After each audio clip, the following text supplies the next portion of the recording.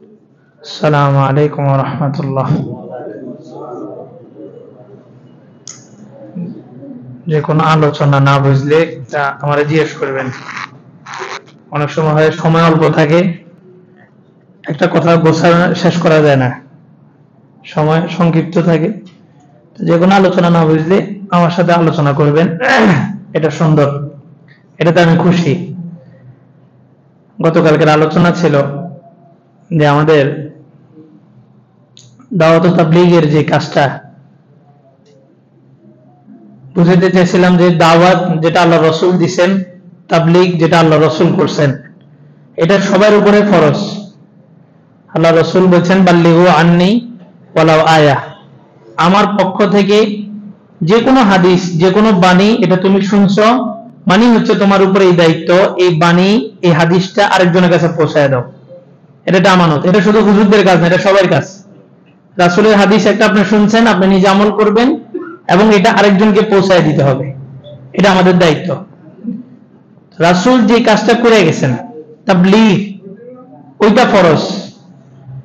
কিন্তু হয় কি, ইসলামের কিছু কিছু শব্দ যখন অন্য জায়গায় প্রয়োগ করা হয়, তখন ওই জিনিসটার যেটা গুরুত্ব থাকে এটা শেষ হয়ে যায়। যেমন জামাতের সাথে নামাজ পড়া একটা গুরুত্ব আছে।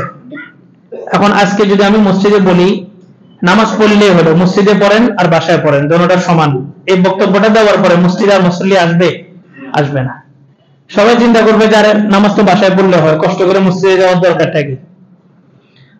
তো জিহাদের আয়াত, জিহাদের হাদিস তাবলীগে ফিট করলে কি সমস্যা? জিহাদ এটা স্বতন্ত্র একটা ফরজ, নামাজও ফরজ, এশারের নামাজ কি ফরজ, কিন্তু এখন পড়া যাবে না। এশারের ওয়াক্ত যখন হবে তখন এশারের নামাজ ফরজ। অনুরূপভাবে জিহাদ ফরজ, এখন ফরজ না, জিহাদের যখন সময় হবে তখন জিহাদ ফরজ। এখন জামাতের হাদিস, নামাজের জামাতের হাদিস, এটা যদি আমি ঘরে ফিট করি তাহলে মসজিদের প্রতি মানুষের যেমন আগ্রহ কমে যাবে, জিহাদের হাদিস, জিহাদের আয়াত যখন আপনার তাবলীগে ফিট করবেন, ওই জিহাদের প্রতি মানুষের আগ্রহ কমে যাবে। সমস্যাটা কোথায় বুঝছেন? জিহাদ এটা স্বতন্ত্র ফরজ, কিন্তু আমি যখন বললাম যে আল্লাহর রাস্তায় বেরোলে জিহাদের সওয়াব, চরমনের ভাইরা নিজেদেরকে মুজাহিদ বলেন না, মনে কষ্ট নিয়েন না, এটা বাস্তবতা থেকে বলতেছি। মুজাহিদ বলা হয় কাকে? যে আল্লাহর রাস্তায় জিহাদ করে, ময়দানে যে তরবারি নিয়ে কাফেরের বিরুদ্ধে সরাসরি জিহাদ করে তাকে মুজাহিদ বলা হয়। এখন আমি বললাম যে আমার মসজিদে যারা আসবে সবাই মুজাহিদ, তাহলে কি আর কেউ জিহাদের ময়দানে যাবে? কখনো জিহাদের ডাক দিলে কেউ জিহাদে যাবে না, বলবে যে হুজুরের মসজিদে গেলেই তো আমি মুজাহিদ। ইসলামের কিছু পারিভাষিক শব্দ আছে যেটা ইসলামের সাথে খাস, এটা আপনার টাইমে আপনার সাথে আনতে পারবেন না। তাবলীগ যেটা রাসূল করছেন ওটা ফরজ, কিন্তু চলমান পরিস্থিতিতে যে তাবলীগ 40 দিনের জন্য গাড়ি নিয়ে বের হওয়া, এটা ফরজ না। তাবলীগ বলতে রাসূলের যুগে যেটা ছিল ওটা তাবলীগ, চলমান, এটা রাসূলের যুগের সাথে একটা সামঞ্জস্য রাখে। কিন্তু এটা কি ইসলাম, এটা কি তাবলীগ, এটা কি দাওয়াত, এটা বললে হবে গুমরাহি। আমি যে আপনাদের সাথে কথা বলতেছি এটা কি? এটা হচ্ছে তালিম। আমি আপনাদেরকে কিছু শিখাইতেছি, এটাকে বলে তালিম। আর তাবলীগ কাকে বলে? তাবলীগ বলা হয় দ্বীনদারি, যারা দ্বীন সম্পর্কে জানে, এরা এই দ্বীনের নলেজ গুলো কাফের মুশরিক বেঈমানকে দিবে, এটাকে বলে তাবলীগ। আমি আপনাদেরকে যেটা করতেছি এখন, এটা হচ্ছে কি? তালিম। তাবলীগ কোনটা? এখানে আপনাদের পরিবর্তে অমুসলিম যদি বসা থাকে, আমি অমুসলিমকে যদি ইসলাম সম্পর্কে কিছু বলে আকৃষ্ট করি, সেটা হবে কি? তাবলীগ।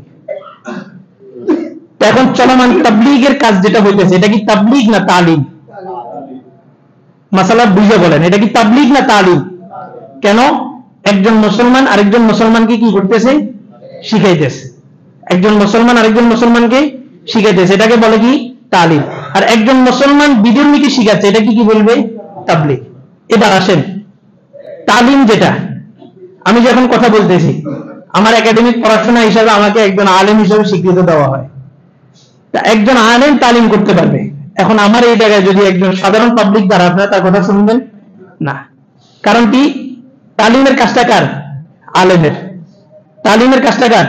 আলেম। চলমান যে তাবলীগ, এটা কি তাবলীগ না তালিম?